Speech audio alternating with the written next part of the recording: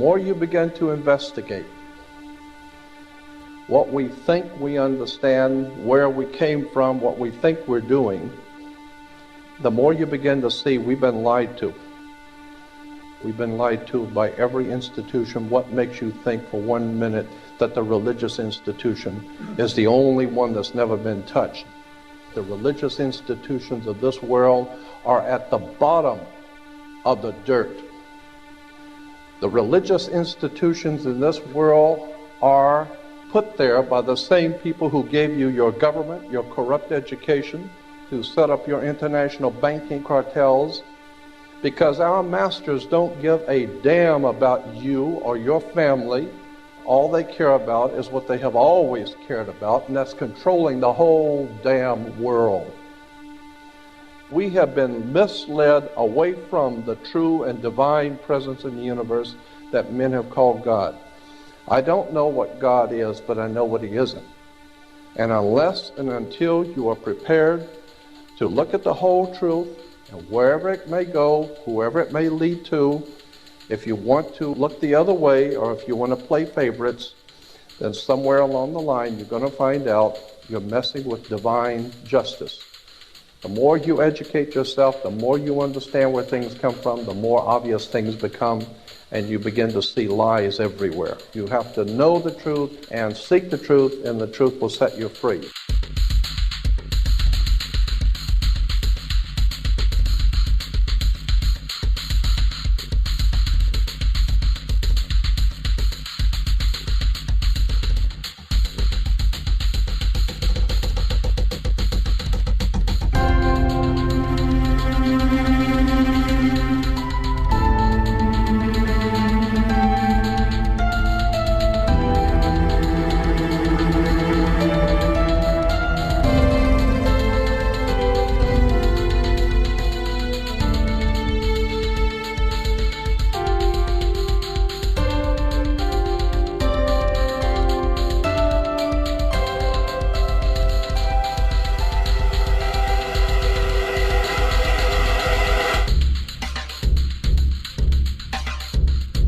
Because I gotta tell you the truth, folks. I gotta tell you the truth. When it comes to bullshit, big time, major league bullshit, you have to stand in awe of the all-time champion of false promises and exaggerated claims, religion. Think about it. Religion has actually convinced people that there's an invisible man living in the sky who watches everything you do every minute of every day. And the invisible man has a special list of 10 things he does not want you to do.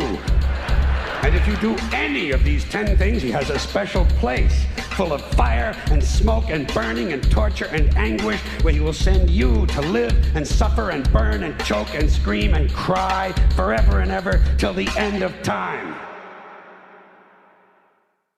But he loves you. He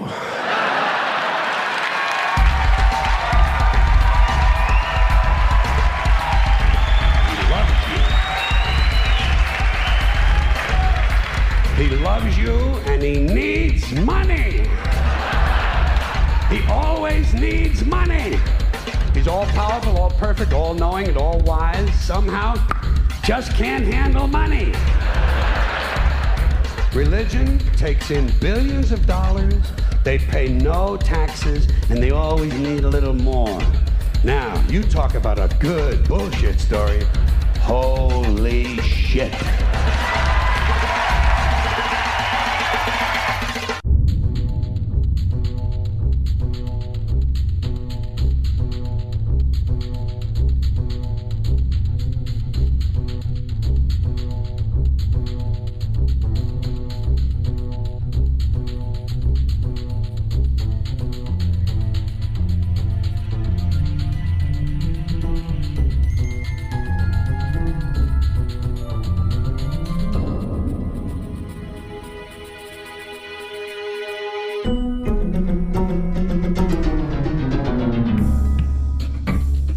This is the sun.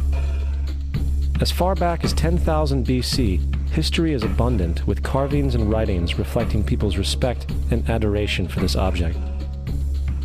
And it is simple to understand why, as every morning the sun would rise, bringing vision, warmth, and security, saving man from the cold, blind, predator-filled darkness of night. Without it, the cultures understood, the crops would not grow, and life on the planet would not survive.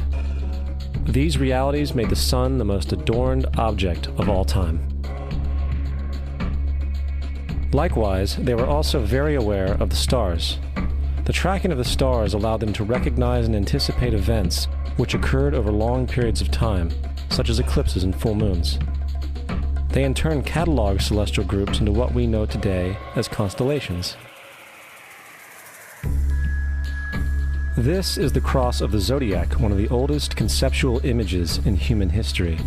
It reflects the sun as it figuratively passes through the 12 major constellations over the course of a year. It also reflects the 12 months of the year, the 4 seasons, and the solstices and equinoxes. The term zodiac relates to the fact that constellations were anthropomorphized or personified as figures or animals.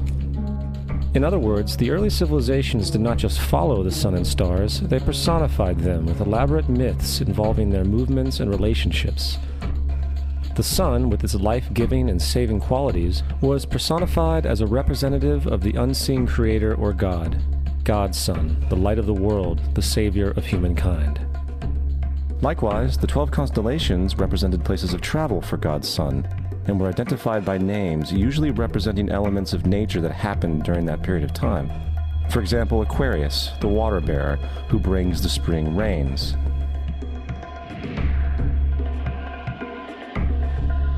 This is Horus. He is the sun god of Egypt of around 3000 BC. He is the sun anthropomorphized, and his life is a series of allegorical myths involving the sun's movement in the sky. From the ancient hieroglyphics in Egypt, we know much about this solar messiah.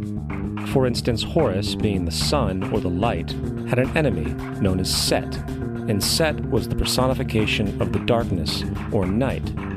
And, metaphorically speaking, every morning Horus would win the battle against Set, while in the evening Set would conquer Horus and send him into the underworld. It is important to note that dark versus light, or good versus evil, is one of the most ubiquitous mythological dualities ever known, and is still expressed on many levels to this day. Broadly speaking, the story of Horus is as follows. Horus was born on December 25th of the Virgin Isis Mary. His birth was accompanied by a star in the east, which, in turn, 3 kings followed to locate and adorn the newborn Savior.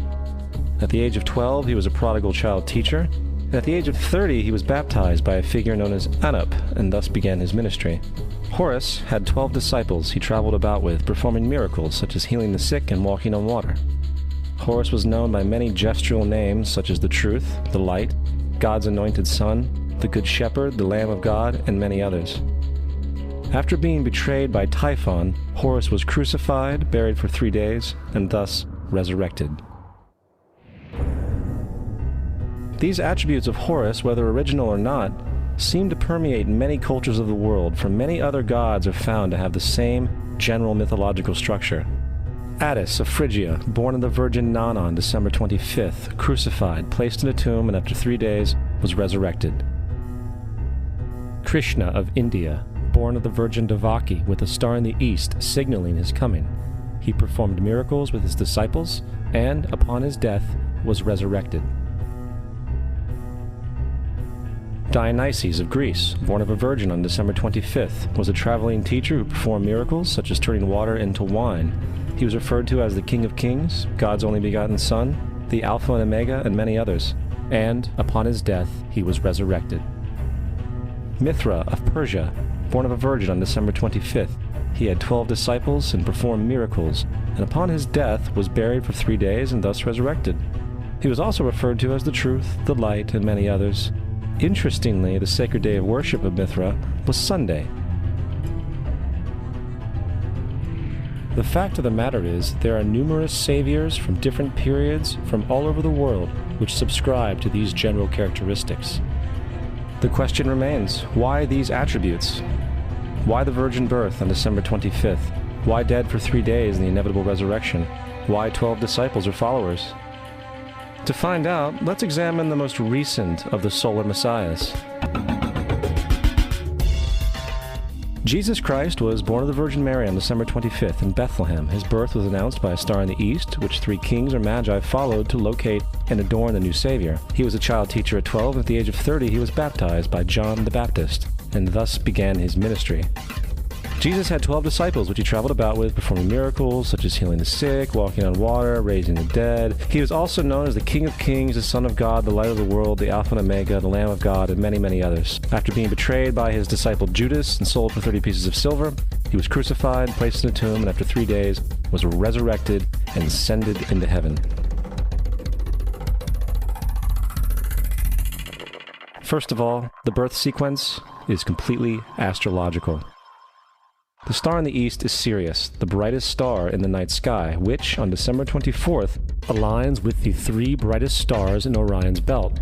These 3 bright stars in Orion's belt are called today what they were called in ancient times, the 3 kings. And the 3 kings and the brightest star, Sirius, all point to the place of the sunrise on December 25th. This is why the 3 kings follow the star in the east, in order to locate the sunrise, the birth of the sun.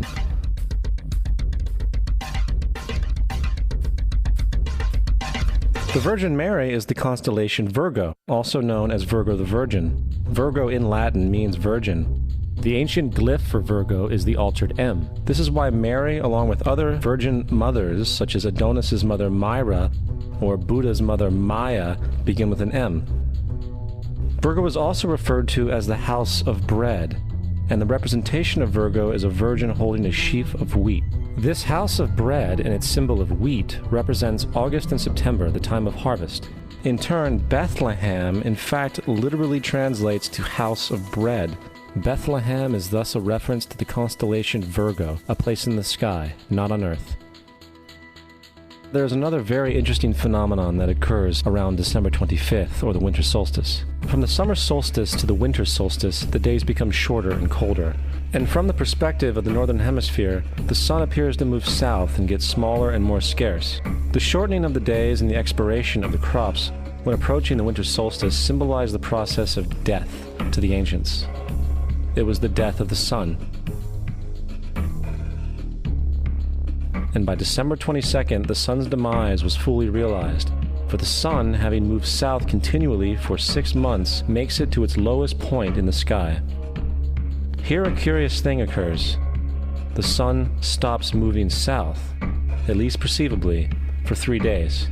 And during this 3-day pause, the sun resides in the vicinity of the Southern Cross, or Crux, constellation. And after this time, on December 25th, the sun moves 1 degree, this time north, foreshadowing longer days, warmth, and spring. And thus it was said, the sun died on the cross, was dead for 3 days, only to be resurrected or born again. This is why Jesus and numerous other sun gods share the crucifixion, 3-day death, and resurrection concept. It is the sun's transition period before it shifts its direction back into the northern hemisphere, bringing spring and thus salvation. However, they did not celebrate the resurrection of the sun until the spring equinox, or Easter.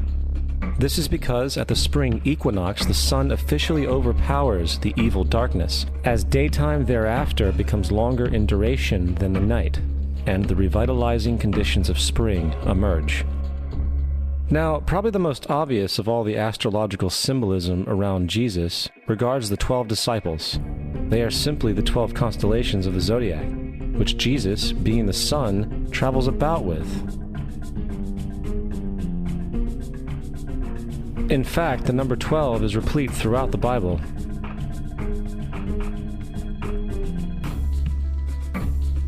This text has more to do with astrology than anything else. Coming back to the cross of the zodiac, the figurative life of the sun, this was not just an artistic expression or tool to track the sun's movement. It was also a pagan spiritual symbol, the shorthand of which looked like this. This is not a symbol of Christianity. It is a pagan adaptation of the cross of the zodiac.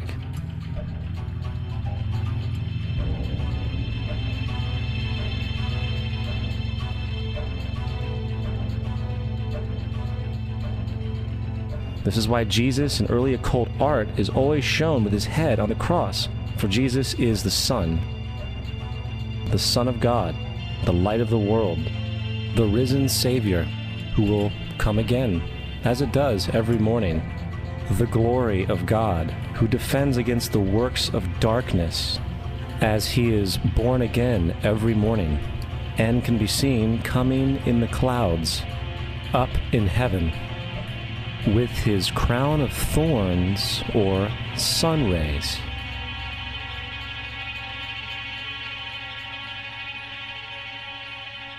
Now, of the many astronomical metaphors in the Bible, one of the most important has to do with the ages. Throughout the scriptures, there are numerous references to the age. In order to understand this, we need to be familiar with a phenomenon known as the precession of the equinoxes.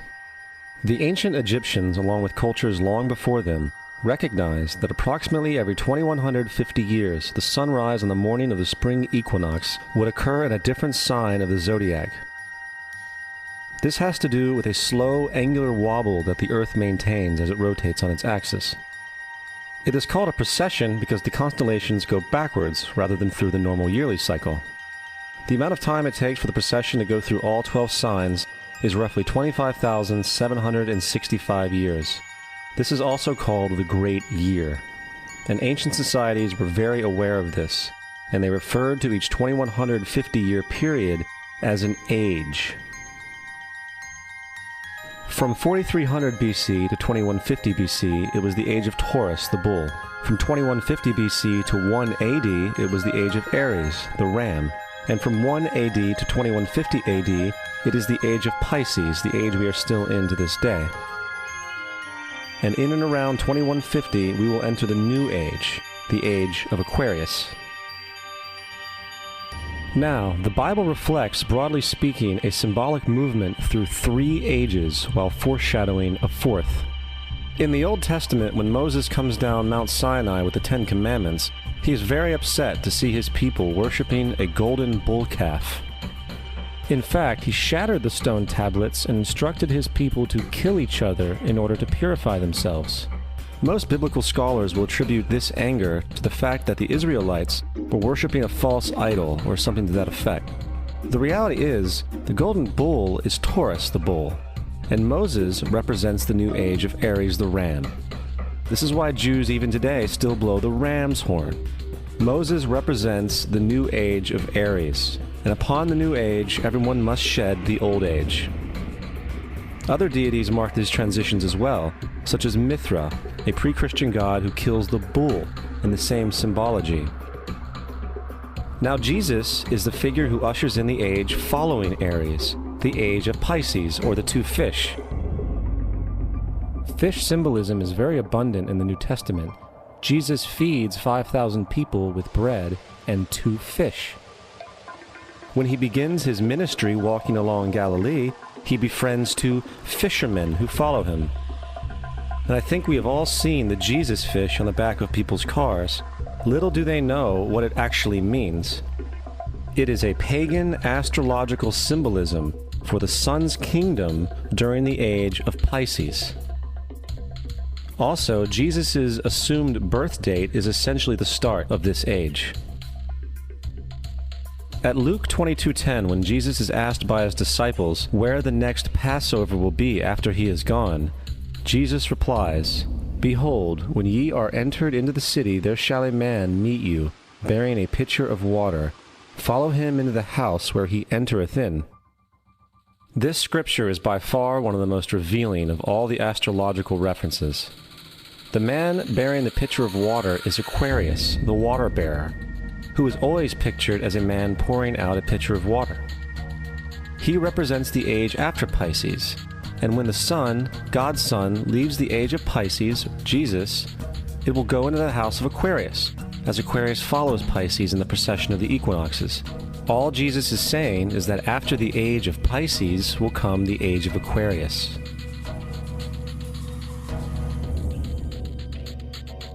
Now, we have all heard about the end times and the end of the world. The cartoonish depictions in the book of Revelation aside, the main source of this idea comes from Matthew 28:20, where Jesus says, "I will be with you even to the end of the world." However, in the King James Version, world is a mistranslation, among many mistranslations. The actual word being used is eon, which means age. I will be with you even to the end of the age, which is true, as Jesus' solar Piscean personification will end when the sun enters the age of Aquarius. The entire concept of end times and the end of the world is a misinterpreted astrological allegory. Let's tell that to the approximately 100 million people in America who believe the end of the world is coming. Furthermore, the character of Jesus being a literary and astrological hybrid is most explicitly a plagiarization of the Egyptian sun god Horus. For example, inscribed about 3,500 years ago on the walls at the Temple of Luxor in Egypt are images of the Annunciation, the Immaculate Conception, the birth, and the adoration of Horus. The images begin with Thoth announcing to the Virgin Isis that she will conceive Horus, then Neph, the Holy Ghost, impregnating the Virgin, and then the virgin birth and the adoration. This is exactly the story of Jesus' miracle conception. In fact, the literary similarities between the Egyptian religion and the Christian religion are staggering.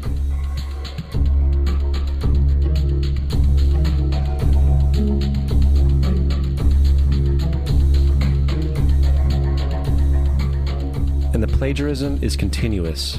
The story of Noah and Noah's Ark is taken directly from tradition. The concept of the Great Flood is ubiquitous throughout the ancient world, with over 200 cited claims in different periods and times. However, one need look no further for a pre-Christian source than the Epic of Gilgamesh, written in 2600 BC. This story talks of a great flood commanded by God, an ark with saved animals upon it, and even the release and return of a dove, all held in common with the biblical story among many other similarities.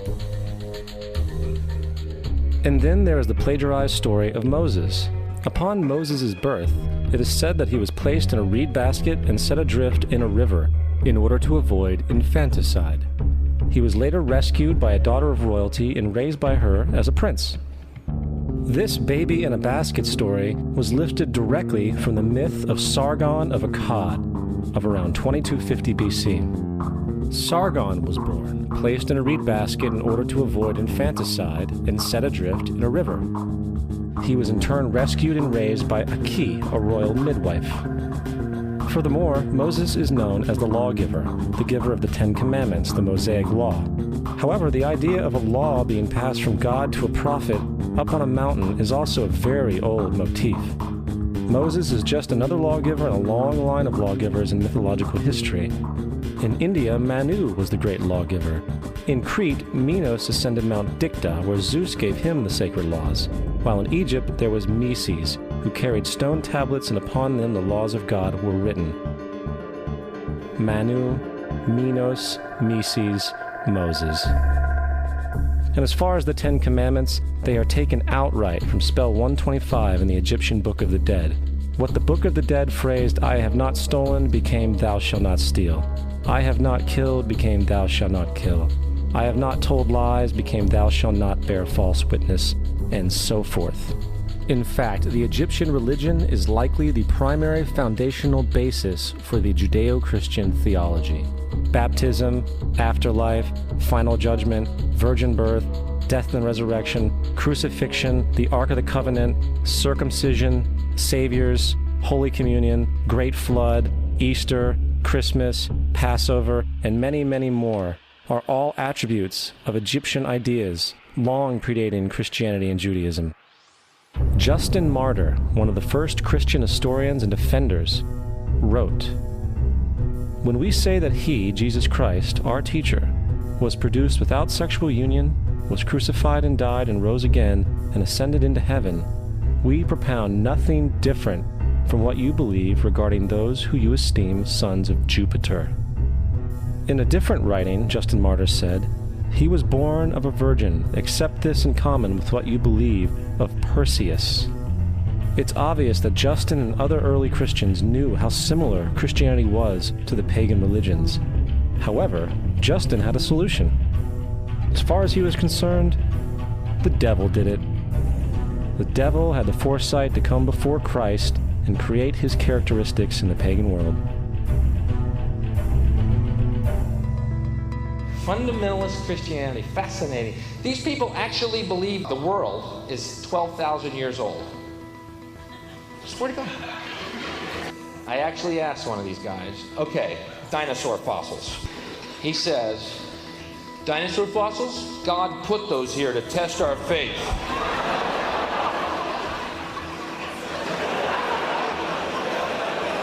I think God put you here to test my faith, dude.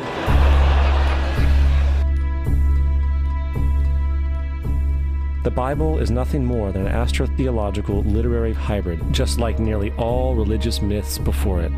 In fact, the aspect of transference of one character's attributes to a new character can be found within the book itself. In the Old Testament, there is the story of Joseph. Joseph was a prototype for Jesus. Joseph was born of a miracle birth. Jesus was born of a miracle birth. Joseph was of 12 brothers. Jesus had 12 disciples. Joseph was sold for 20 pieces of silver. Jesus was sold for 30 pieces of silver. Brother Judah suggests the sale of Joseph. Disciple Judas suggests the sale of Jesus. Joseph began his work at the age of 30. Jesus began his work at the age of 30. The parallels go on and on. Furthermore, is there any non-biblical historical evidence of any person living with the name Jesus, the son of Mary, who traveled about with 12 followers, healing people and the like? There are numerous historians who lived in and around the Mediterranean, either during or soon after the assumed life of Jesus. How many of these historians document this figure? Not one.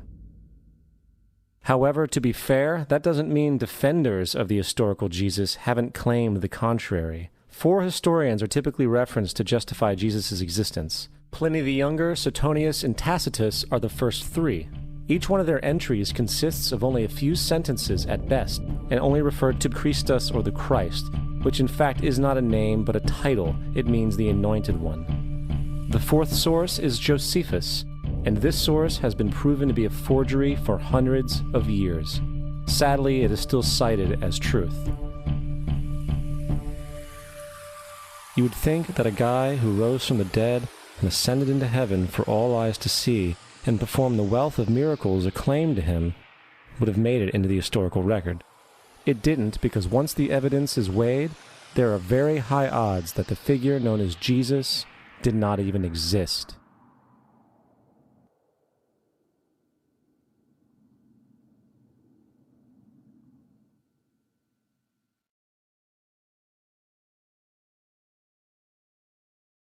We don't want to be unkind, but we want to be factual. We don't want to cause hurt feelings, but we want to be academically correct in what we understand and know to be true. Christianity just is not based on truth. We find that Christianity was in fact nothing more than a Roman story, developed politically. The reality is, Jesus was the solar deity of the Gnostic Christian sect, and like all other pagan gods, he was a mythical figure. It was the political establishment that sought to historize the Jesus figure for social control. By 325 AD in Rome, Emperor Constantine convened the Council of Nicaea. It was during this meeting that the politically motivated Christian doctrines were established, and thus began a long history of Christian bloodshed and spiritual fraud. And for the next 1600 years, the Vatican maintained a political stranglehold on all of Europe, leading to such joyous periods as the Dark Ages, along with enlightening events such as the Crusades and the Inquisition.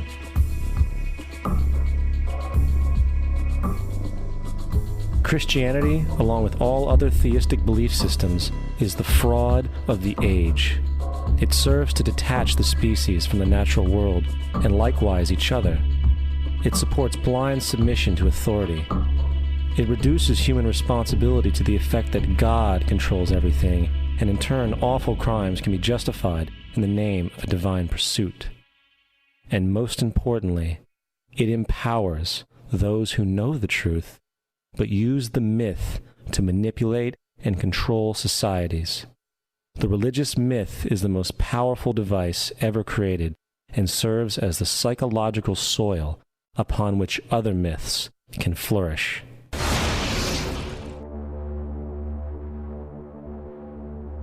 A myth is an idea that, while widely believed, is false. In a deeper sense, in the religious sense, a myth serves as an orienting and mobilizing story for a people. The focus is not on the story's relation to reality, but on its function. A story cannot function unless it is believed to be true in the community or the nation. It is not a matter of debate.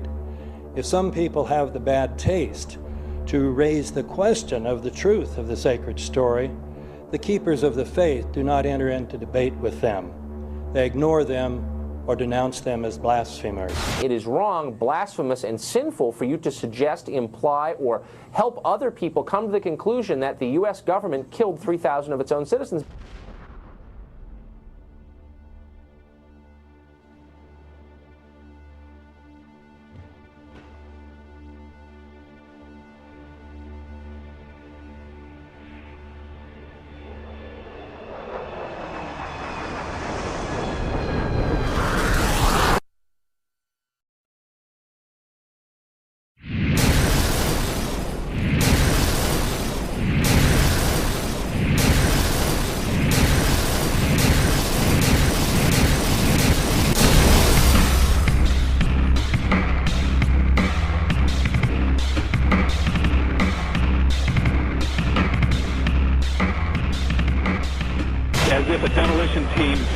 When you see the old demolitions of these old buildings. It looks like one of those scenes of an old building being purposely dynamited and blown up. Anybody who's ever watched a building being demolished on purpose knows that if you're going to do this, you have to get at the under-infrastructure of a building and bring it down. The way the structure is collapsing, this was the result of something that was planned. It's not accidental that the first tower just happened to collapse and then the second tower just happened to collapse in exactly the same way. How they accomplished this, we don't know. The building collapsed to dust. You don't find a desk. You don't find a chair. You don't find a telephone, a computer. The biggest piece of a telephone I found was half of the keypad, and it was about this big. What happened to the concrete? The concrete was pulverized from river to river. There was dust powder 2-3 inches thick. The concrete was just pulverized. Reminiscent of those pictures we've all seen too much on television before, when a building was deliberately destroyed by well-placed dynamite to knock it down. If they had detonated, if they were planned to take down a building. Boom, boom, boom, boom, boom. I heard a second explosion. There was a heavy-duty explosion. Then there was some secondary explosions and then subsequent collapses. An explosion blew and it knocked everybody over. To me, it sounded like an explosion. It sounded like gunfire. Bang, bang, bang, bang, bang. And then all of a sudden, 3 big explosions. We heard a big explosion coming down. And then the entire top of the building just blew up. We saw some kind of explosion. By the force of the explosions. Big explosion. Blew us back into the 8th floor. Then we get to the lobby. This is a big explosion. The lobby looked as though a bomb had exploded there. A huge explosion now, raining debris. It's been a huge explosion. Huge explosion that we all heard and felt. We just witnessed some kind of follow-up explosion. We heard a very loud blast explosion. The secondary explosion at Tower 1 camp. That is another bomb going off. He thinks that there were actually devices that were planted in the building. Planted in the building.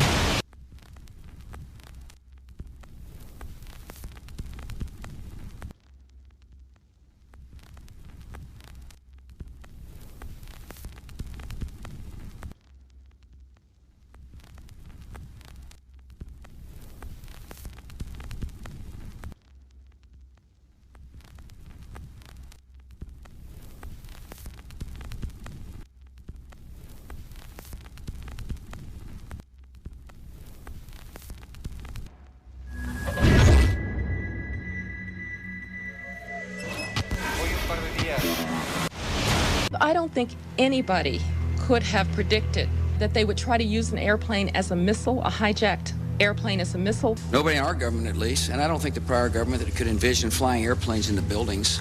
No specific threat involving really a domestic operation or involving what happened, obviously, the city's airliner and so forth. There were no warning signs that I'm aware of. USA Today reports that in the 2 years before the attacks on September the 11th, NORAD conducted exercises using hijacked airliners as weapons.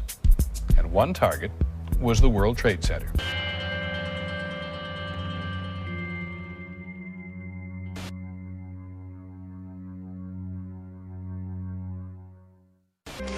In confidential documents from the Philippines obtained by CNN, the plan was clear. He will board any American commercial aircraft, control its cockpit, and dive it at the CIA headquarters. Other buildings targeted the Pentagon and the World Trade Center. Security in counterterrorism was blinking red, in the words of George Tenet, that the warnings of an imminent attack were so severe that something dramatic should have been done. It was unparalleled. Instead, our president went on a month-long vacation.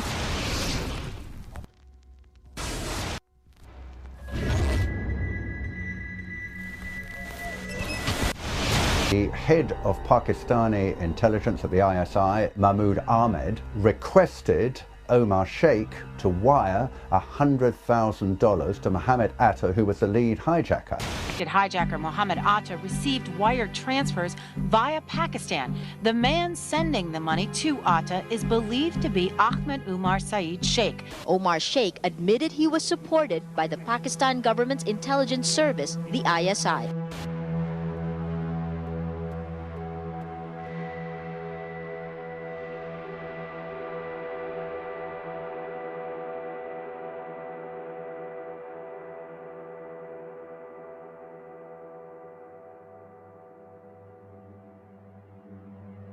Although we are told that 4 or 5 of the alleged hijackers were on each of the flights. If so, their names should have been on the flight manifests. But the flight manifests that have been released contain neither the names of the alleged hijackers nor any Arab names whatsoever. We know that the men who were supposedly the hijackers had their houses, cars, credit cards paid for by the U.S. government. They were, in truth, agents. Evidence was also apparently planted. The passport of one of the hijackers on Flight 11 was allegedly found in the rubble. Goes through the fireball, through the side of the plane, and comes down to the ground unscathed. But something happened. For 6 months, they reported they had this passport. Boy, we've got it. We've got the proof. And then the guy stood up and was alive. Several of these 19 men are still alive.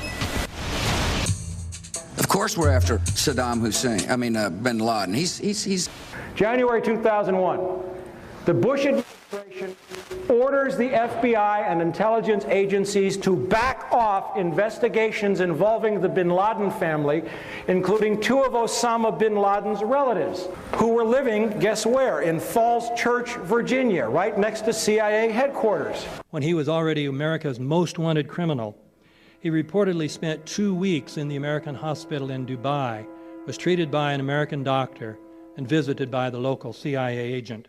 We have not seen one piece of evidence that links Osama bin Laden directly to the planning stages of September 11th. This failure to provide proof was later said to be unnecessary because bin Laden, in a video allegedly found in Afghanistan, admitted responsibility for the attacks. This confession is now widely cited as proof.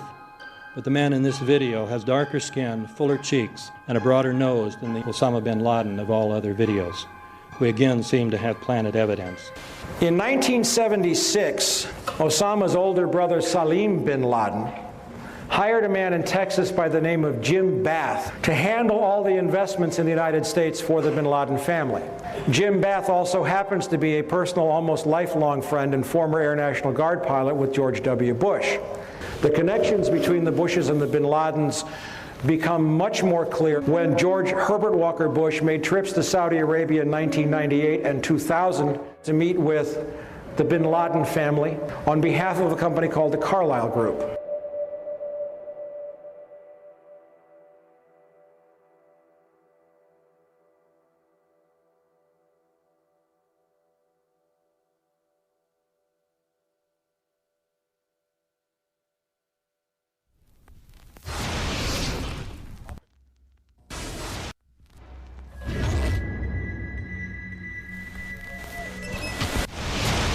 How could anyone fly a 60-ton, 125-foot wide, 44-foot tall plane through this obstacle course? The aircraft, before striking the Pentagon, reportedly executed a 270-degree downward spiral, and yet Hani Hanjour was known as a terrible pilot who could not safely fly even a small plane.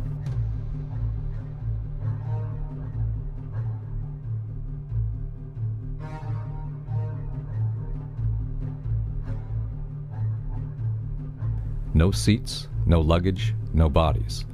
Nothing but bricks and limestone. The official explanation is that the intense heat from the jet fuel vaporized the entire plane. Flight 77 had 2 Rolls-Royce engines made of steel and titanium alloy and weigh 6 tons each.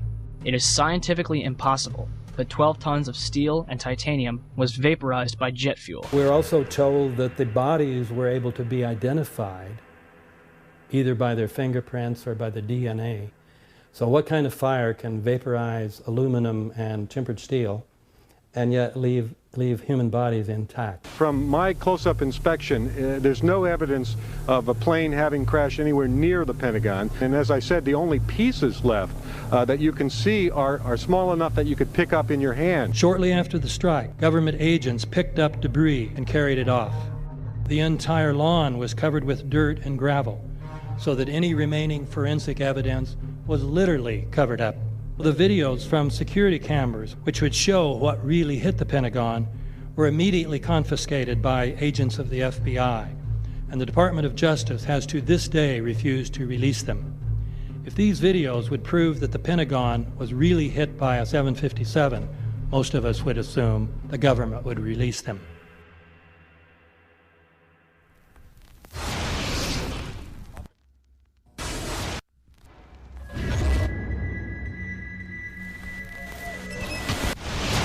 It looks like there's nothing there except for a hole in the ground. Basically, that's right. The only thing you could see from where we were was a big gouge in the earth and some broken trees. We could see some people walking around in the area, but from where we could see, there wasn't much left. Any large pieces of debris at all? No, there was nothing that you could distinguish that a plane had crashed there.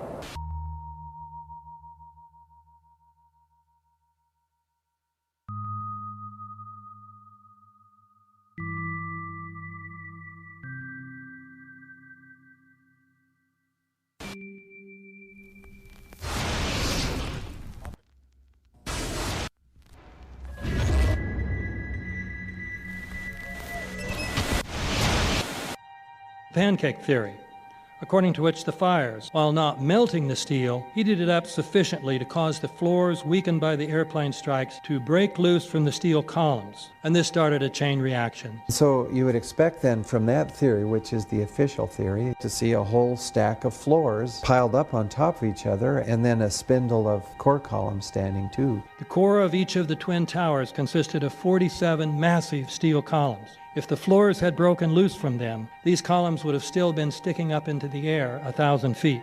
The plane did not cut all those core columns. We designed the buildings to take the impact of the Boeing 707 hitting the building at any location. The building probably could sustain multiple impacts of jetliners. That the plane flew straight into the building. Through him, right. Yeah. So you're saying that the building was actually designed to cope with a hole like that and still survive? Yeah, it was. If you had dropped, say, a billiard ball From the top of the World Trade Center, 110 floors up there, it would have taken 8 to 10 seconds to hit the ground, encountering no resistance whatsoever. The Twin Towers came down in nearly free-fall speed. 200,000 tons of steel shatters and explodes outwards over 500 feet. This means that floors shattered at an average rate of about 10 floors per second. There is no scenario for a pancake effect of buildings falling that allows them to fall at the rate of free fall. Now what can do that? What can move mass out of the way? Explosives.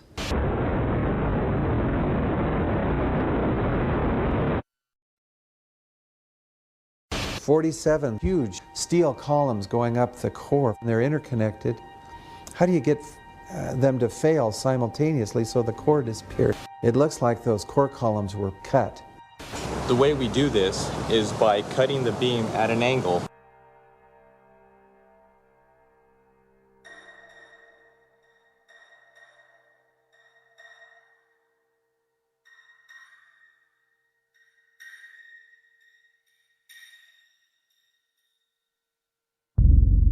I started looking at the molten metal. All three buildings, both towers in the rubble, in the basement areas, and Building 7, there's these pools of molten metal.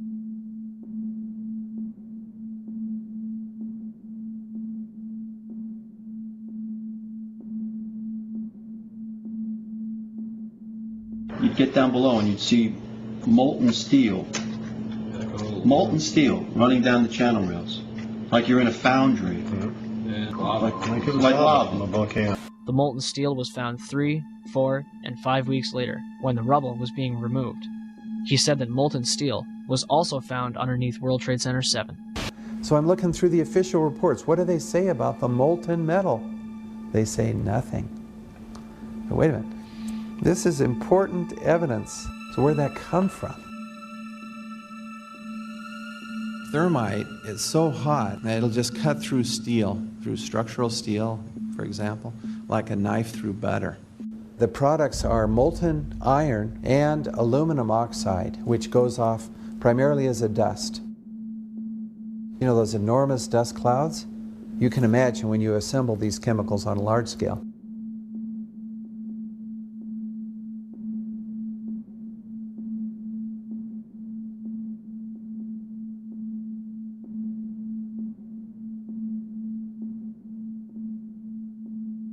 Molten metal pools under both towers after they collapsed, and Building 7. Now, Building 7 wasn't even hit by a jet. Part of the problem is that most people simply don't know much about Building 7 due to the extraordinary secrecy surrounding this collapse. And this was a 47-story skyscraper. This building fell at 5:25. It was not hit by a plane. This building had fires on only 2 or 3 floors. And it was brought down by what we know was a controlled demolition. Demolitions, they look just like that. You know, a kink in the middle, and then that building just comes straight down, almost at free fall speed. They first blow one of the central columns so the building falls in on itself. Building 7 had a classic crimp or wedge. Its central column was blown out first, so it didn't structurally damage buildings just a few feet away from it.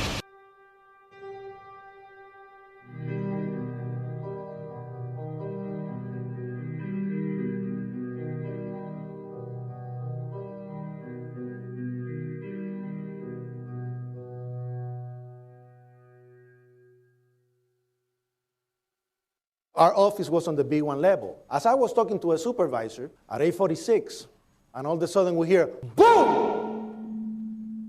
An explosion so hard that pushed us upwards.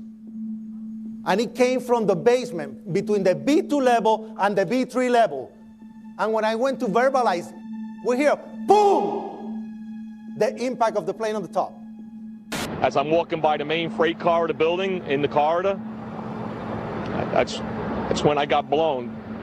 I mean, the impact of the explosion threw me to the floor, and that's when everything started happening. All of a sudden, a big impact happened again, and all the ceiling tile was falling down, the light fixtures were falling. You know, you got to go clear across the whole from 1 to 2 World Trade Center, and then all of a sudden, it happened all over again. Something else hit us to the floor. Right in the basement, you felt it. Walls were caving in, everything that was going on.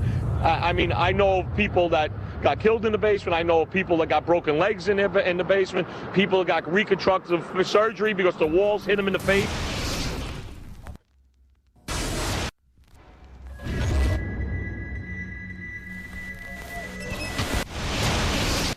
According to standard operating procedure, if an FAA flight controller notices anything that suggests a possible hijacking, the controller is to contact a superior. If the problem cannot be fixed within about a minute, the superior is to ask NORAD, the North American Aerospace Command, to send up or scramble jet fighters to find out what is going on. NORAD then issues the scramble order to the nearest Air Force base with fighters on alert. But although interceptions usually occur within 10 or so minutes, in this case, 80 or so minutes had elapsed before fighters were even airborne. It's a mind-bending anomaly. Not a single U.S. Air Force interceptor turns a wheel until it's too late. There are no jets at all. What if they were so confused and had been so deliberately confused that they couldn't respond? The reason that they didn't know where to go was because a number of conflicting and overlapping war game exercises were taking place. It involved the insertion of false radar blips onto radar screens in the Northeast Air Defense Sector. Center Team U, we have a problem here. We have a hijacked aircraft headed towards New York. We need someone to scramble some F-16s or something up there to help us out. Is this real world or exercise? Is this real world or exercise? There was another exercise, Vigilant Warrior, which was, in fact, according to a NORAD source, a live-fly hijack drill being conducted at the same time. With only 8 available fighter aircraft, and they have to be dispatched in pairs, they were dealing with as many as 22 possible hijacks on the day of 9/11, and they couldn't separate the war game exercises from the actual hijacks.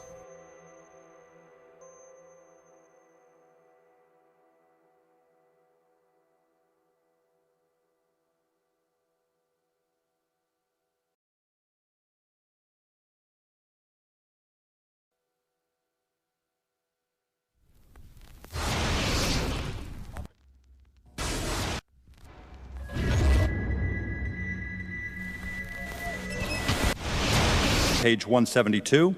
The U.S. government has not been able to determine the origin of the money used for the 9/11 attacks. Ultimately, the question is of little practical significance.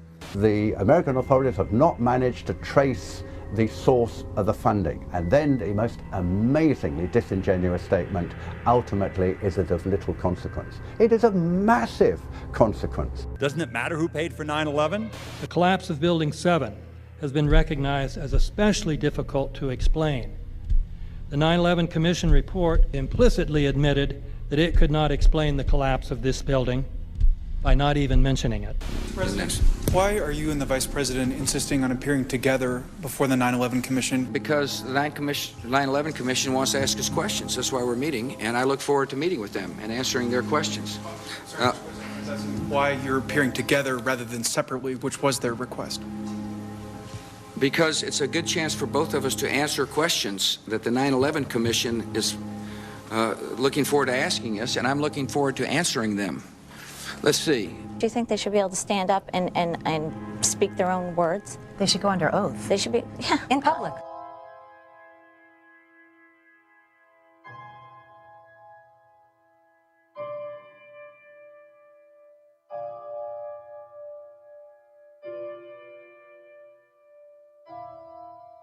Don't you think that the families deserve to have a transcript or to be able to see what you Adam, said? you asked me that question yesterday.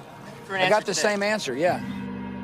The final report was a unanimous report. That means that if there was a single commissioner who had any objection about anything, that fact would be dropped from the report. We have found out that he not only served on the transition team of the Bush administration, that he was a person who wrote a draft memo for the setup of the Bush administration's National Security Council, that he was an individual who wrote the preemptive war strategy that was eventually used for the war in Iraq, that he is a close friend of Condoleezza Rice's. We want him to resign. There is literally nothing in the 9/11 report that the Bush administration did not approve of. We can understand, therefore, why the Commission, under Zelikow's leadership, would have ignored all the evidence that would point to the truth, that 9/11 was a false flag operation intended to authorize the doctrines and funds needed for a new level of imperial mobilization.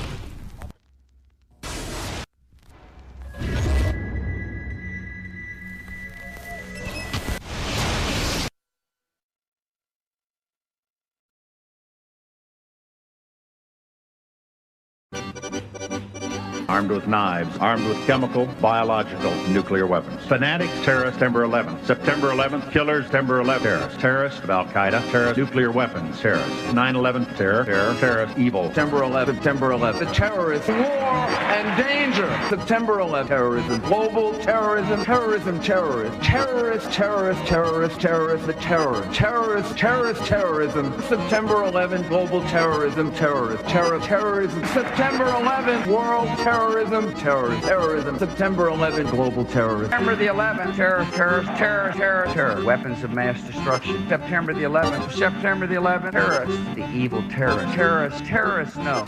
Terrorism.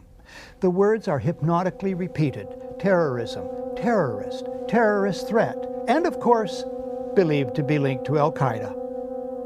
But it's the so-called war on terrorism that's in our faces practically 24/7 as the inescapable focus of our existence. One day, our grandchildren will look back on this time and ask, how was the war on terror won?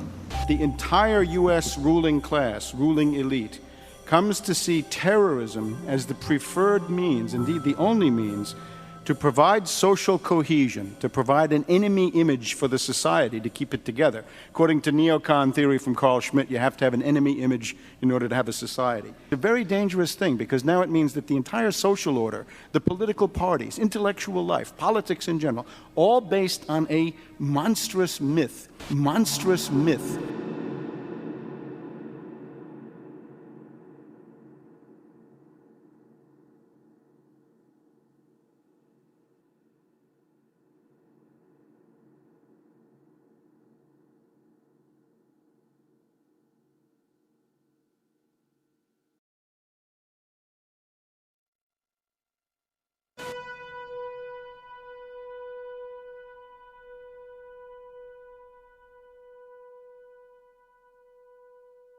Look, the CIA has done in this country, what they've done to us is unbelievable. Look at the terrorist acts that have occurred. The CIA behind most, if not all of them. We had the Marine barracks. We had our embassy in Kenya. We had Pan Am 103. We had the USS Cole. We had Oklahoma City. We had the World Trade Center in 1993. That helped the terrorists blow up the World Trade Center the first time. They built the bomb. They got the driver's license. The informant, the FBI informant, a fellow named Salam, a 43-year-old former Egyptian army officer, he was given the assignment to put the bomb together. And he went to his supervisor, his FBI supervisor, and said, we're going to put a dummy bomb in here, right? And the FBI supervisor said, no, we're going to put a real bomb. The FBI actually carried out the attack on the World Trade Center in 1993. They actually hired Ahmad Salam and paid him $1 million and gave him real explosives, a detonator, and told him to build a bomb and to give it to the foolish people that he was controlling to allow them to attack the World Trade Center complex. Unfortunately for them, there were only 6 people killed, not enough to pass the legislation. So what happened is 2 years later, April 19, 1995, down comes Oklahoma City Murrah building, 168 people killed. 1 year later, the anti-terrorism legislation that takes away many of our constitutional rights and civil liberties is passed.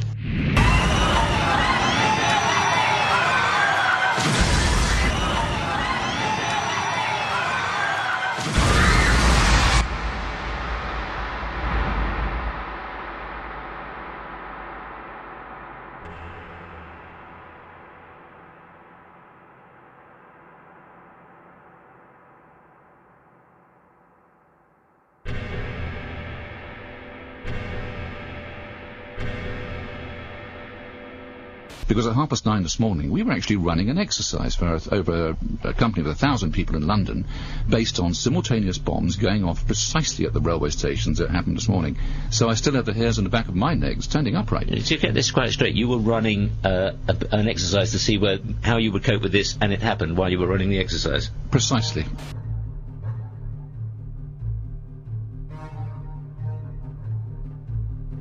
Supposed to believe is some kind of coincidence, there was also an anti-terrorist drill going on 7/7. And again, just like 9/11, they were talking about attacks on the same targets, the same kind of tube stations, and exactly the same time as the actual attack happened, providing some kind of cover for what must be operations orchestrated in some way by the state.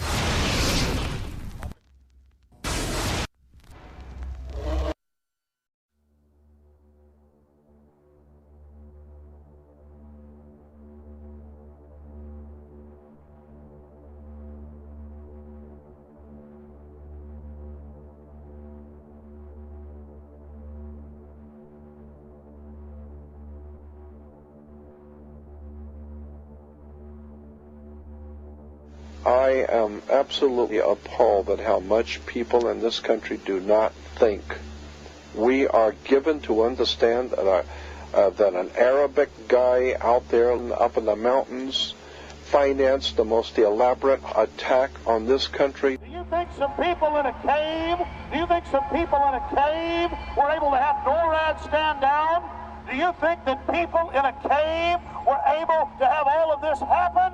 And when I think about how many Americans were killed in New York City, and believing as I do that this thing was a setup job, this is a textbook operation that Nazis used, and they've used it over and over again.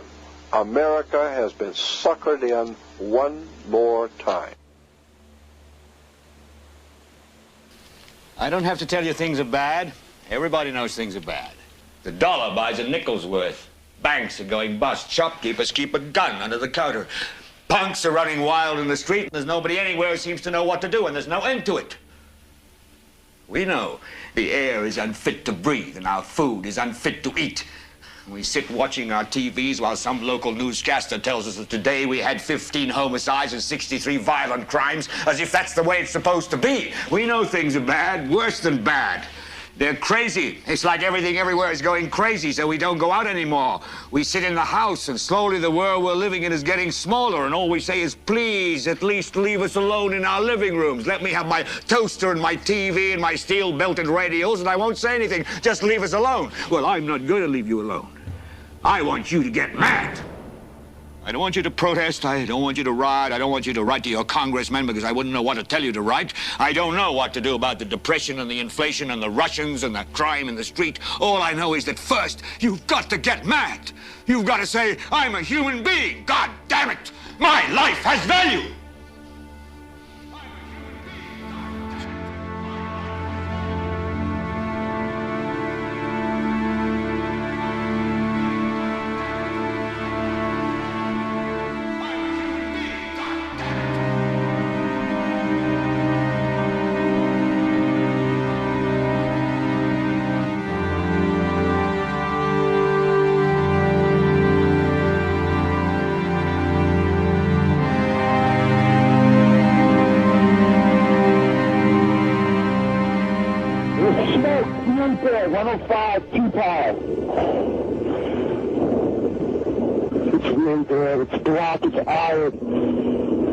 My wife thinks I'm all right. I called her and said I was leaving the building. I was fine, and bang. The three of us, 2 broken windows. Oh, God!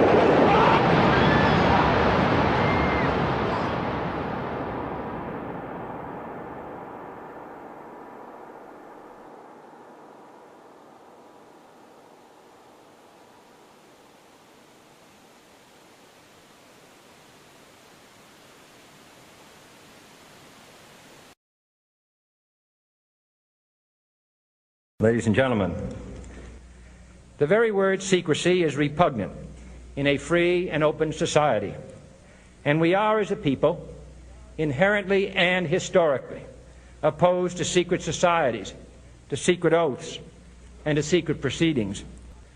For we are opposed around the world by a monolithic and ruthless conspiracy that relies primarily on covert means for expanding its sphere of influence, on infiltration instead of invasion, on subversion instead of elections, on intimidation instead of free choice. It is a system which has conscripted vast human and material resources into the building of a tightly knit, highly efficient machine that combines military, diplomatic, intelligence, economic, scientific, and political operations. Its preparations are concealed, not published. Its mistakes are buried, not headlined. Its dissenters are silenced, not praised. No expenditure is questioned, no secret is revealed. That is why the Athenian lawmaker Solon decreed it a crime for any citizen to shrink from controversy. I am asking your help in the tremendous task of informing and alerting the American people, confident that with your help, man will be what he was born to be, free and independent.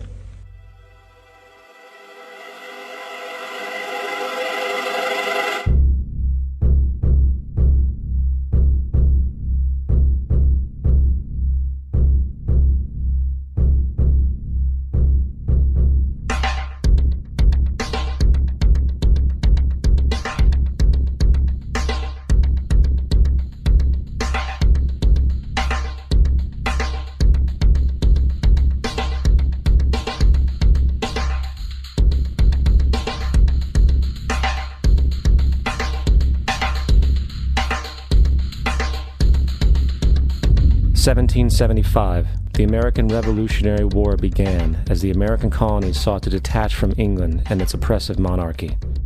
Though many reasons are cited for the revolution, one in particular sticks out as the prime cause: that King George III of England outlawed the interest-free, independent currency the colonies were producing and using for themselves, in turn forcing them to borrow money from the Central Bank of England at interest, immediately putting the colonies into debt. And, as Benjamin Franklin later wrote, the refusal of King George III to allow the colonies to operate an honest money system which freed the ordinary man from the clutches of the money manipulators was probably the prime cause of the Revolution. In 1783, America won its independence from England. However, its battle against the central bank concept and the corrupt, greed-filled men associated with it had just begun. So what is a central bank? A central bank is an institution that produces the currency of an entire nation. Based on historical precedent, two specific powers are inherent in central banking practice: the control of interest rates and the control of the money supply, or inflation. The central bank does not simply supply a government's economy with money, it loans it to them at interest. Then, through the use of increasing and decreasing the supply of money, the central bank regulates the value of the currency being issued. It is critical to understand that the entire structure of this system can only produce one thing in the long run: debt. It doesn't take a lot of ingenuity to figure this scam out. For every single dollar produced by the central bank is loaned at interest. That means every single dollar produced is actually the dollar plus a certain percent of debt based on that dollar. And since the central bank has the monopoly over the production of the currency for the entire country, and they loan each dollar out with immediate debt attached to it, where does the money to pay for the debt come from?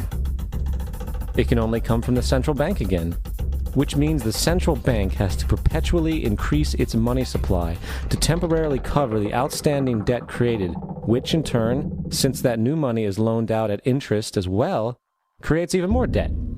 The end result of this system without fail is slavery, for it is impossible for the government and thus the public to ever come out of the self-generating debt. The founding fathers of this country were well aware of this.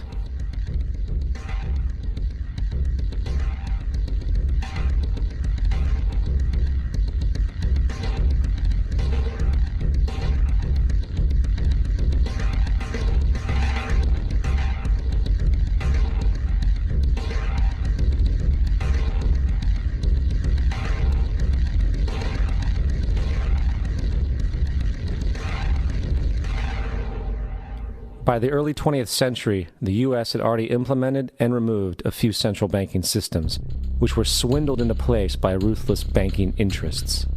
At this time, the dominant families in the banking and business world were the Rockefellers, the Morgans, the Warburgs, the Rothschilds.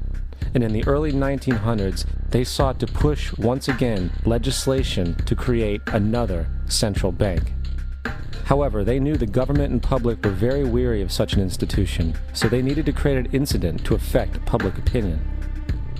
So, J.P. Morgan, publicly considered a financial luminary at the time, exploited his mass influence by publishing rumors that a prominent bank in New York was insolvent or bankrupt.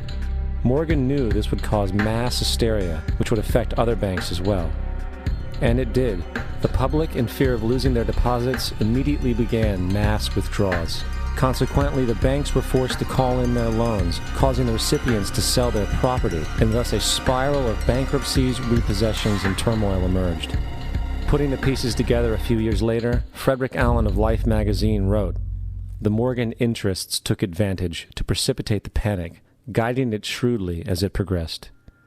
Unaware of the fraud, the Panic of 1907 led to a congressional investigation headed by Senator Nelson Aldrich, who had intimate ties to the banking cartels and later became part of the Rockefeller family through marriage. The commission, led by Aldrich, recommended a central bank should be implemented so a panic like 1907 could never happen again. This was the spark the international bankers needed to initiate their plan. In 1910, a secret meeting was held at a J.P. Morgan estate on Jekyll Island off the coast of Georgia. It was there that the central banking bill called the Federal Reserve Act was written. This legislation was written by bankers, not lawmakers. This meeting was so secretive, so concealed from government and public knowledge that the 10 or so figures who attended disguised their names when en route to the island. After this bill was constructed, it was then handed over to their political frontman, Senator Nelson Aldrich, to push through Congress. And in 1913, with heavy political sponsorship by the bankers, Woodrow Wilson became president, having already agreed to sign the Federal Reserve Act in exchange for campaign support. And 2 days before Christmas, when most of Congress was at home with their families, the Federal Reserve Act was voted in, and Wilson in turn made it law. Years later, Woodrow Wilson wrote, in regret,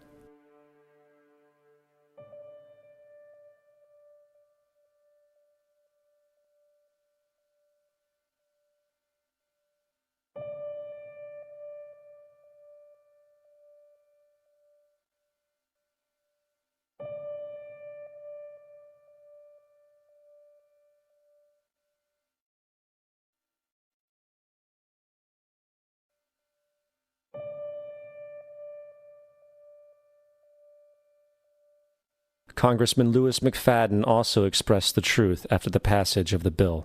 A world banking system was being set up here, a superstate controlled by international bankers, acting together to enslave the world for their own pleasure. The Fed has usurped the government. Now, the public was told that the Federal Reserve System was an economic stabilizer, and inflation and economic crises were a thing of the past.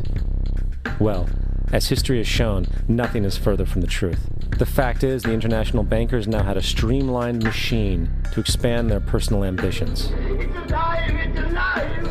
It's alive! For example, from 1914 to 1919, the Fed increased the money supply by nearly 100%, resulting in extensive loans to small banks and the public. Then, in 1920, the Fed called in mass percentages of the outstanding money supply, thus resulting in the supporting banks having to call in huge numbers of loans, and, just like 1907, bank runs, bankruptcy, and collapse occurred. Over 5,400 competitive banks outside of the Federal Reserve System collapsed, further consolidating the monopoly of a small group of international bankers.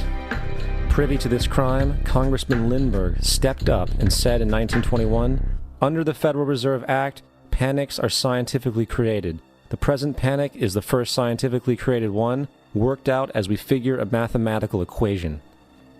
However, the Panic of 1920 was just a warm-up. From 1921 to 1929, the Fed again increased the money supply, resulting once again in extensive loans to the public and banks. There was also a fairly new type of loan called a margin loan in the stock market. Very simply, the margin loan allowed an investor to put down only 10% of a stock's price, with the other 90% being loaned through the broker. In other words, a person could own $1,000 worth of stock with only $100 down. This method was very popular in the roaring 1920s, as everyone seemed to be making money in the market. However, there was a catch to this loan. It could be called in at any time and had to be paid within 24 hours. This is termed a margin call, and the typical result of a margin call is the selling of the stock purchased with the loan. So, a few months before October in 1929, J.D. Rockefeller, Bernard Baruch, and other insiders quietly exited the market. And on October 24th, 1929, the New York financiers who furnished the margin loans started calling them in masse. This sparked an instantaneous, massive sell-off in the market, for everyone had to cover the margin loans. It then triggered mass bank runs for the same reason, in turn collapsing over 16,000 banks, enabling the conspiring international bankers to not only buy up rival banks at a discount, but to also buy up whole corporations at pennies on the dollar. It was the greatest robbery in American history. But that didn't stop there. Rather than expanding the money supply in order to recover from this economic collapse, the Fed actually contracted it, fueling one of the largest depressions in history. Once again outraged, Congressman Louis McFadden, a longtime opponent of the banking cartels, began bringing impeachment proceedings against the Federal Reserve Board, saying of the crash and depression, it was a carefully contrived occurrence. International bankers sought to bring about a condition of despair so that they might emerge the rulers of us all. Not surprisingly, and after 2 previous assassination attempts, McFadden was poisoned at a banquet before he could push for the impeachment.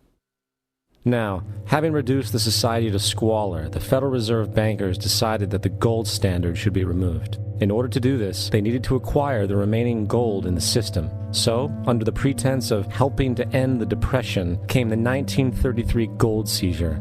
Under the threat of imprisonment for 10 years, everyone in America was required to turn in all gold bullion to the Treasury, essentially robbing the public of what little wealth they had left. And at the end of 1933, the gold standard was abolished. If you look at a dollar bill from before 1933, it says it is redeemable in gold. You look at a dollar bill today, it says it is legal tender, which means it is backed by absolutely nothing. It is worthless paper. The only thing that gives our money value is how much of it is in circulation. Therefore, the power to regulate the money supply is also the power to regulate its value, which is also the power to bring entire economies and societies to its knees.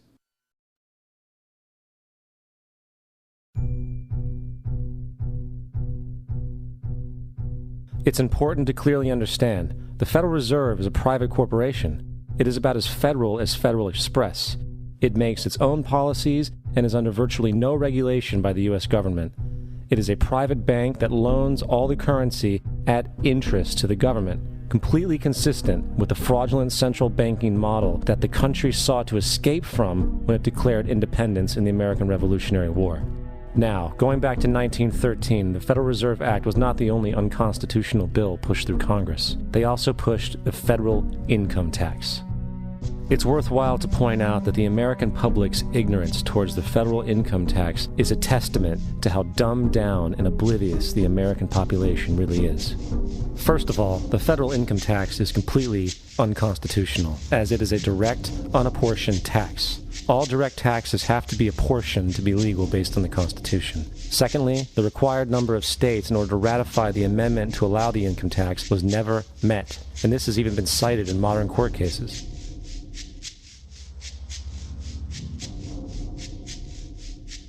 Third, at the present day, roughly 35% of the average worker's income is taken from them via this tax. That means you work 4 months out of the year to fulfill this tax obligation. And guess where that money goes? It goes to pay the interest on the currency being produced by the fraudulent Federal Reserve Bank, a system that does not have to exist at all. The money you make working 4 months out of the year goes almost literally into the pockets of the international bankers who own the private Federal Reserve Bank. And fourth, even with the fraudulent government claim as to the legality of the income tax, there is literally no statute, no law in existence that requires you to pay this tax, period. I really expected that, of course, there's a law that you can point to in the law book, the code, that requires you to file a tax return. Of course there is. I was at that point where I couldn't find the statute that clearly made a person liable, at least not me and most people I know. And I had no choice in my mind except to resign. Based on the research that I did throughout the year 2000 and that I'm still doing, I have not found that law. I've asked Congress, we've asked a lot of people in the IRS commissioners, helpers.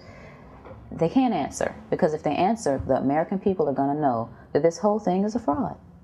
I haven't filed an federal income tax return since I left. I have not filed a tax return since 1999. The income tax is nothing less than the enslavement of the entire country. Now, the control of the economy and the perpetual robbery of wealth is only one side of the Rubik's Cube the bankers hold in their hands. The next tool for profit and control is war.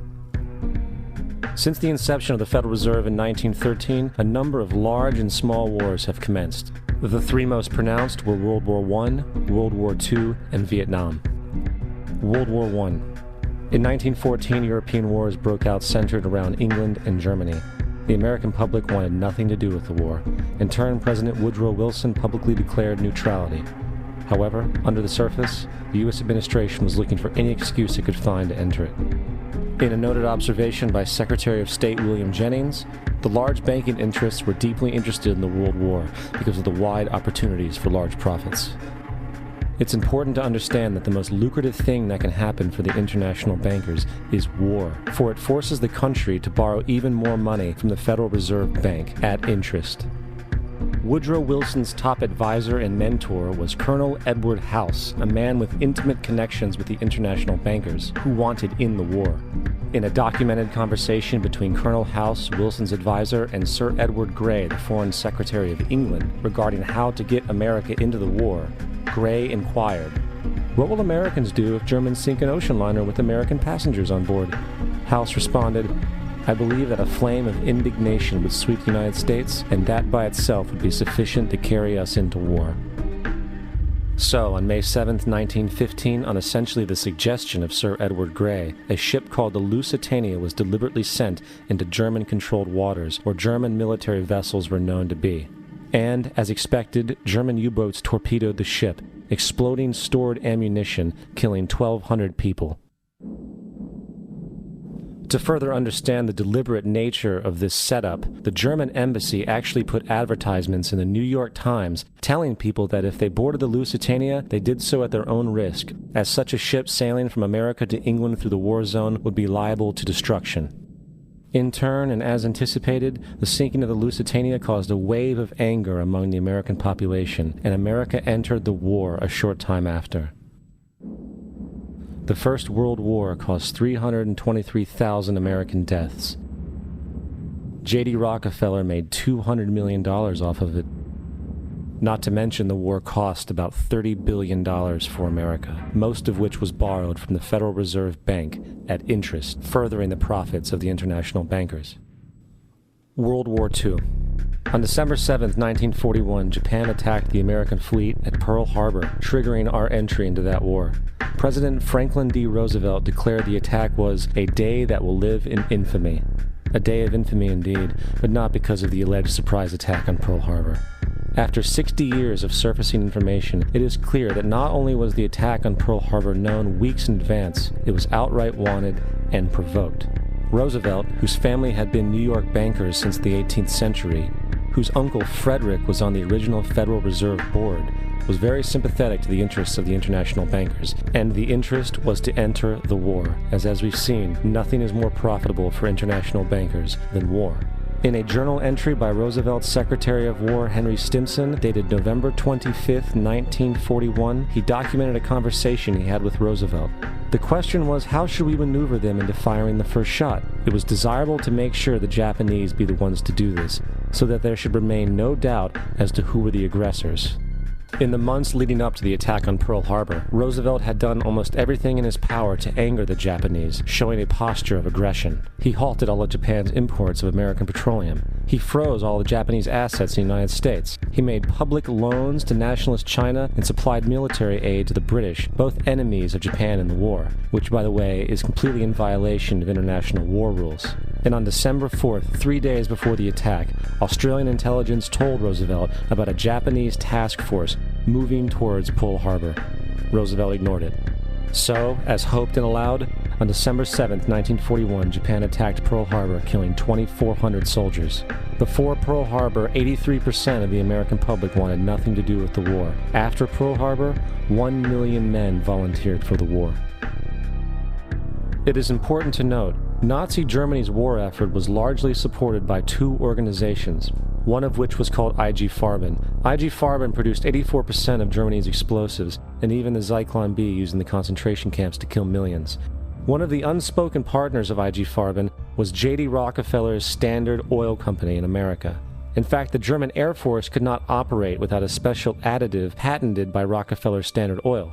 The drastic bombing of London by Nazi Germany, for example, was made possible by a $20 million sale of fuel to IG Farben by the Rockefeller Standard Oil Company. This is just one small point on the topic of how American business funded both sides of World War II.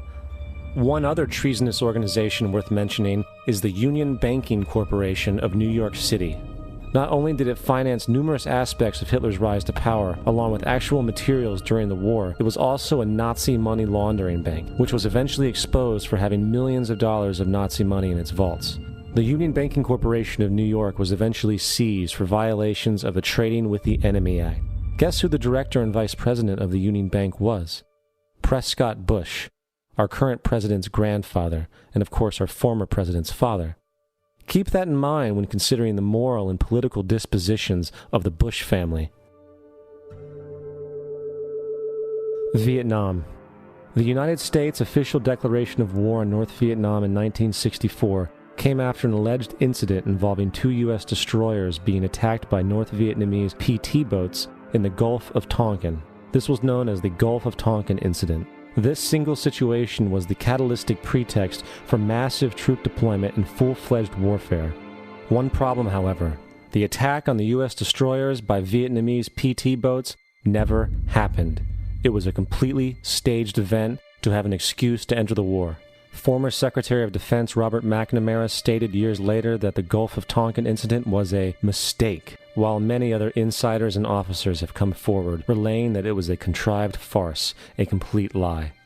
Once in the war, it was business as usual. In October 1966, President Lyndon Johnson lifted trading restrictions on the Soviet bloc, knowing full well that the Soviets were providing upwards of 80% of North Vietnam's war supplies.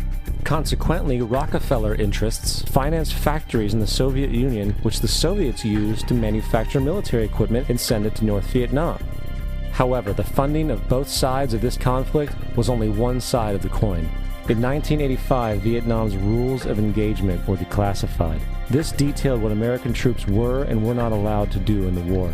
It included absurdities like North Vietnamese anti-aircraft missile systems could not be bombed until they were known to be fully operational. No enemy could be pursued once they crossed the border of Laos or Cambodia.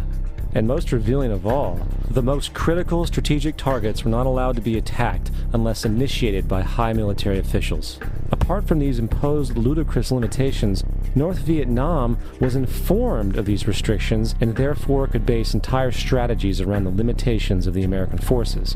This is why the war went on so long. And the bottom line is this: the Vietnam War was never meant to be won, just sustained. This war for profit resulted in 58,000 American deaths and 3 million dead Vietnamese. So, where are we now? September 11th was the jumpstart for what is now an accelerated agenda by the ruthless elite. It was a staged war pretext no different than the sinking of the Lusitania, the provoking of Pearl Harbor, and the Gulf of Tonkin lie. In fact, if 9/11 wasn't a planned war pretext, it would be an exception to the rule. It has been used to launch 2 unprovoked illegal wars, one against Iraq and one against Afghanistan. However, 9/11 was a pretext for another war as well, the war against you. The Patriot Act, Homeland Security, the Military Tribunals Act, and other legislations are all completely and entirely designed to destroy your civil liberties and limit your ability to fight back against what is coming. Currently in the United States, unannounced to most brainwashed Americans, your home can be searched without a warrant, without you being home. You can in turn be arrested with no charges revealed to you, detained indefinitely with no access to a lawyer, and legally tortured, all under the suspicion that you might be a terrorist. If you need a painted picture of what is happening in this country, let's recognize how history repeats itself. In February 1933, Hitler staged a false flag attack, burning down his own German parliament building, the Reichstag, and blamed it on communist terrorists. Within the next few weeks, he passed the Enabling Act, which completely eradicated the German Constitution, destroying people's liberties. He then led a series of preemptive wars, all justified to the German people as necessary to maintaining Homeland Security.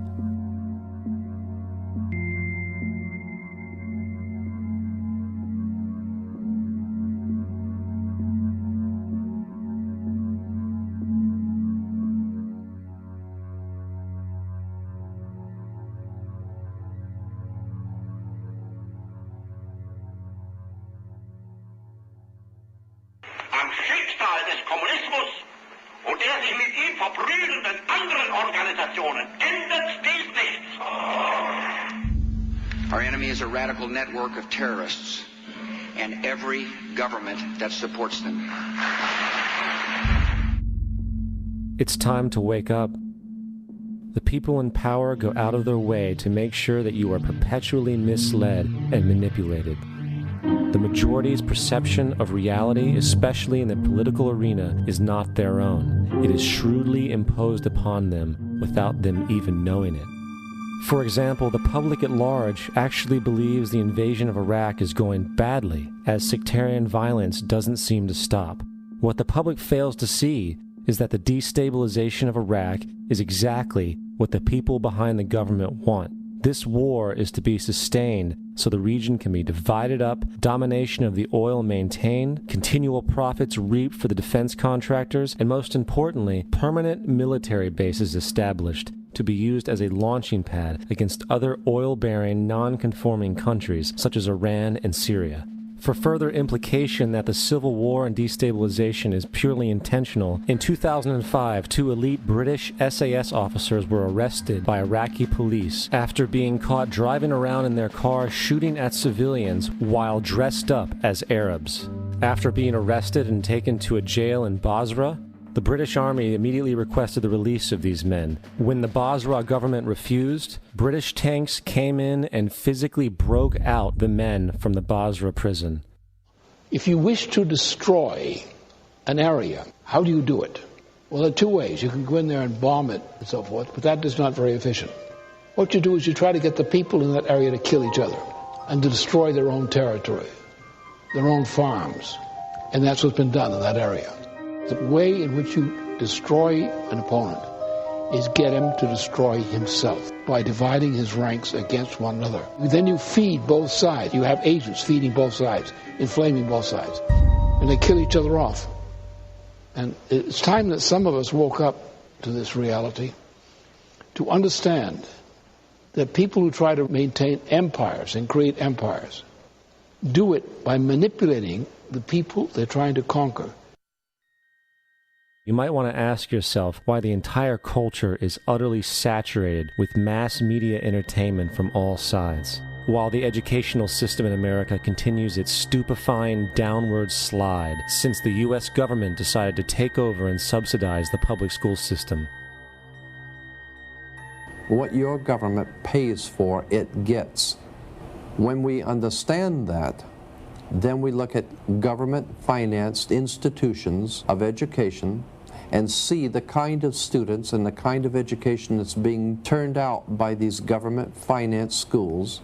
Logic will tell you that if what is being turned out in those schools was not in accord with what the state and the federal government wanted, then it would change it.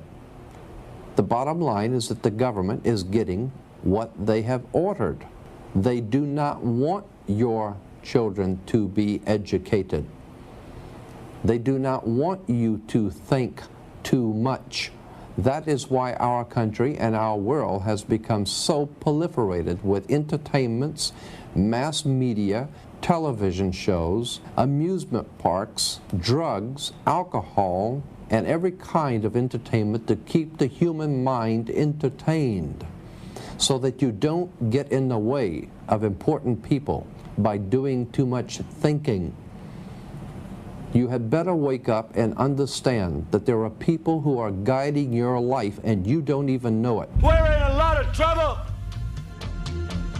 because you people and 62 million other Americans are listening to me right now, because less than 3% of you people read books, because less than 15% of you read newspapers, because the only truth you know is what you get over this tube. Right now, there is an entire generation that never knew anything that didn't come out of this tube.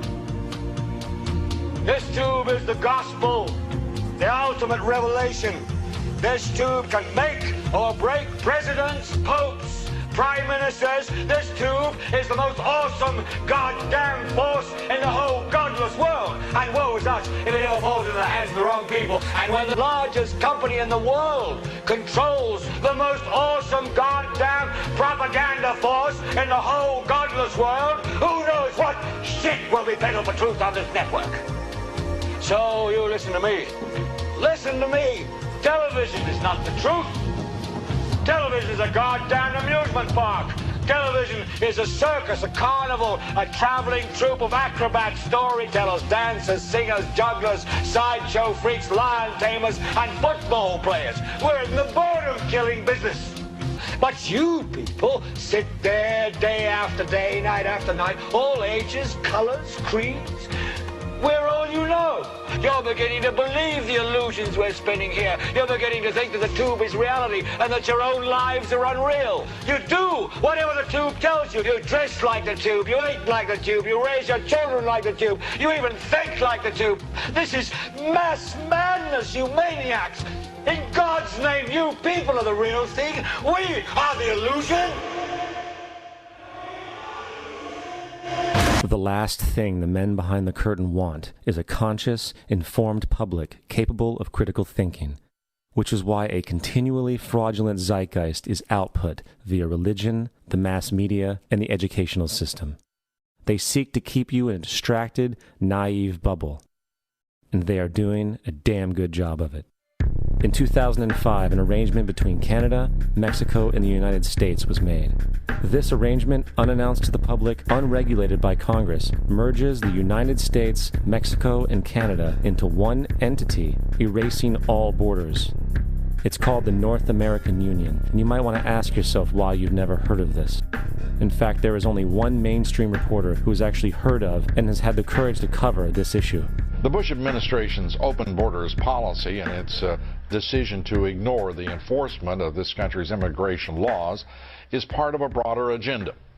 President Bush signed a formal agreement that will end the United States as we know it, and he took the step without approval from either the U.S. Congress or the people of the United States. It's a deal that few have even heard of. It's being done again by very few people at the very top on behalf of the investment class, but the working class of people, political officials across our country, from communities, from cities and so forth, they don't know anything about this. This isn't some trade agreement. It is a total removal of sovereignty from these countries, which will also result in a completely new currency called the Amero. Fall.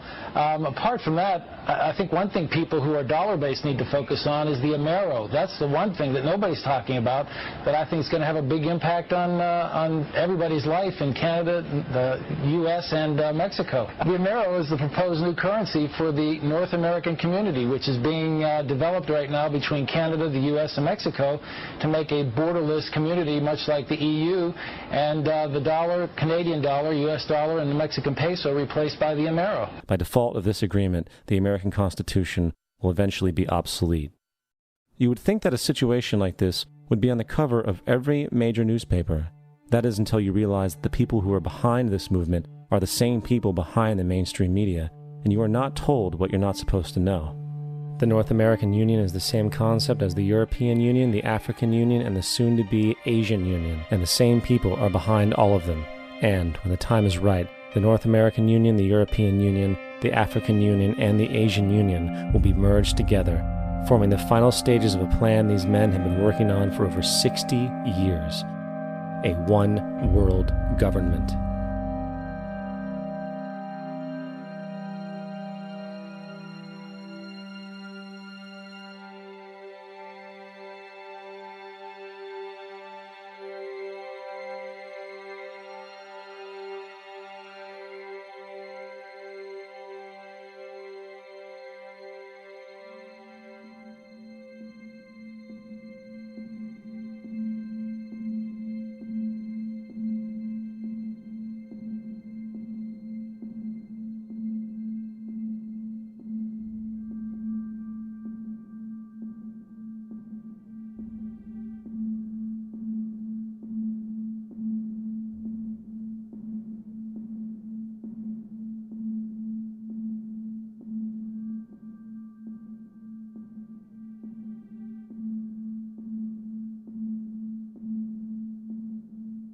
One bank, one army, one center of power. And if we have learned anything from history, it is that power corrupts, and absolute power corrupts absolutely. This is Aaron Russo, a filmmaker and former politician. To his left is Nicholas Rockefeller of the infamous Rockefeller banking and business dynasty. After maintaining a close friendship with Nicholas Rockefeller, Aaron eventually ended the relationship, appalled by what he had learned about the Rockefellers and their ambitions. I got a call one day from an attorney woman I knew, and she said, would you like to meet one of the Rockefellers? I said, sure, I'd love to. And we became friends, and he began to divulge a lot of things to me. So he said to me one night, he said that there's going to be an event there, and out of that event, you're going to see we're going to go into Afghanistan, so we can run pipelines from the Caspian Sea. We're going to go into Iraq to take the oil and establish a base in the Middle East, and we're going to go into Venezuela and try and get rid of Chavez. And the first two they've accomplished. Chavez they didn't accomplish. And he said you're going to see guys going into caves looking for looking for people that they're never going to find. You know, he was laughing about the fact that you have this war on terror. There's no real enemy. He's talking about how by having this war on terror, you can never win it because so it's an eternal war. And so you can always keep taking people's liberties away. And I said, how are you going to convince people that this war is real? He says, but the media. The media can convince everybody it's real. I mean, you know, it's just that you keep talking about things. You keep saying it over and over and over again, and eventually people believe it.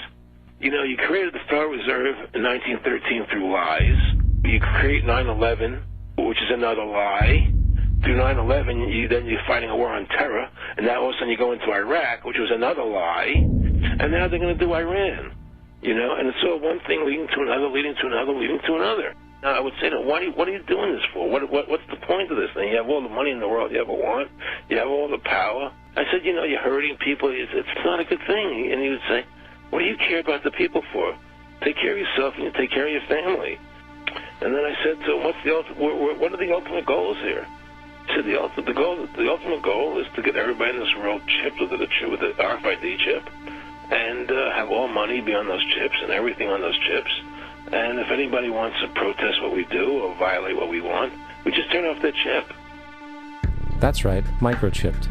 In 2005, Congress, under the pretense of immigration control and the so-called war on terrorism, passed the Real ID Act, under which it is projected by May 2008, you will be required to carry around a federal identification card, which includes on it a scannable barcode with your personal information.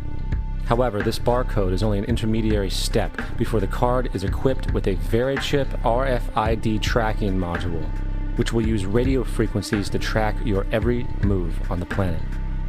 If this sounds foreign to you, please note that the RFID tracking chip is already in all new American passports.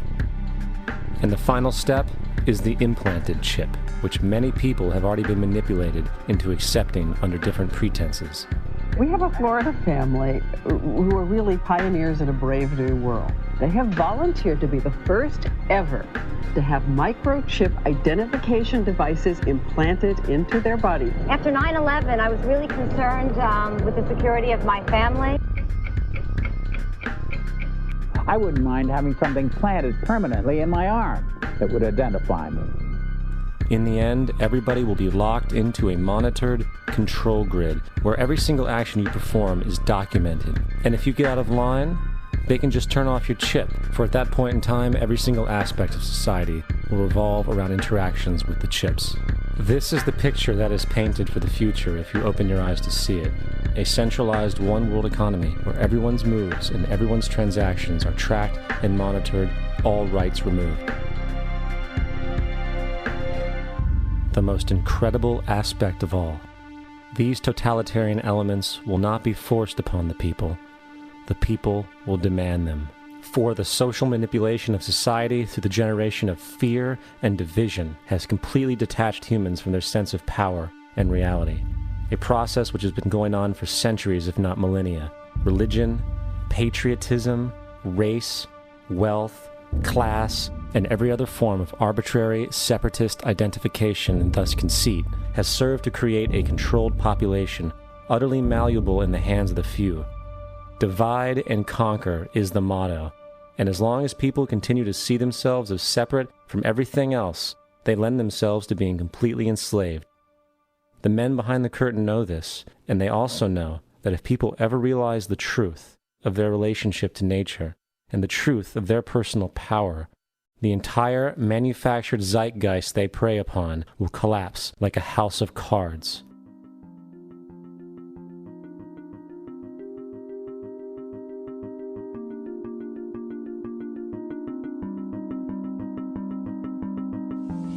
The whole system that we live in drills into us that we're powerless, that we're weak, that our society is evil, that it's crime-ridden, etc., and so forth. It's all a big, fat lie. We are powerful, beautiful, extraordinary. There is no reason why we cannot understand who we truly are, where we are going. There is no reason why the average individual cannot be fully empowered. We are incredibly powerful beings. You know, I think I spent 30 years of my life, in the first 30, trying to become something. I wanted to become good at things. I wanted to become good at tennis. I wanted to become good at school and grades and everything I kind of viewed in that perspective. I'm not okay the way I am, but if I got good at things, you realize that I had the game wrong. That the game was to find out what I already was. Find out what I already was.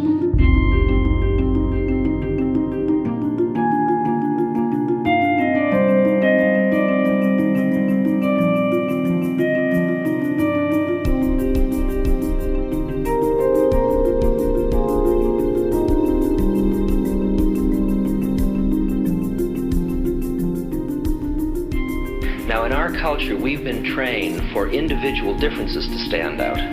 So you look at each person, immediately it is brighter, dumber, older, younger, richer, poorer, and we make all these dimensional distinctions, put them in categories and treat them that way. And we get so that we only see others as separate from ourselves in the ways in which they're separate. And one of the dramatic characteristics of experience is being with another person and suddenly seeing the ways in which they are like you, not different from you, and experiencing the fact that which is essence in you and which is essence in me is indeed one. The understanding that there is no other. It is all one. And I wasn't born Richard Albert, I was just born as a human being, and then I learned this whole business of who I am and whether I'm good or bad or achieving or not, all that's learned along the way.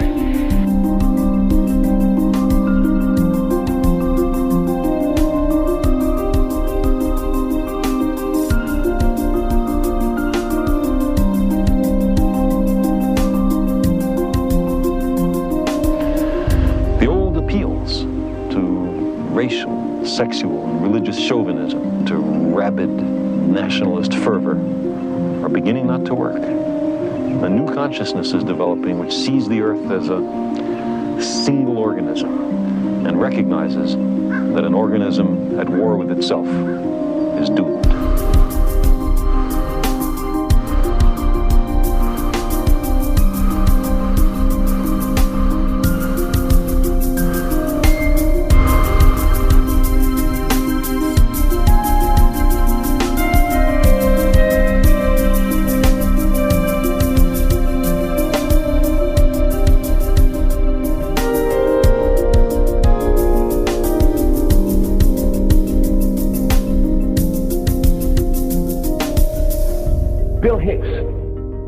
Finish his shows with this.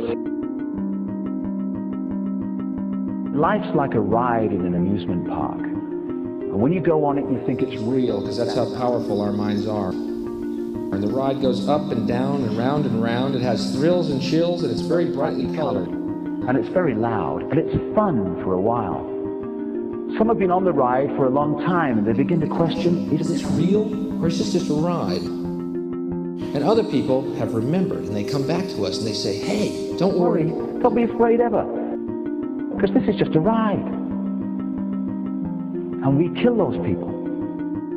Shut him up. I've got a lot invested in this ride. Shut him up. Look at my furrows of worry. Look at my big bank account. My family, this has to be real. It's just a ride.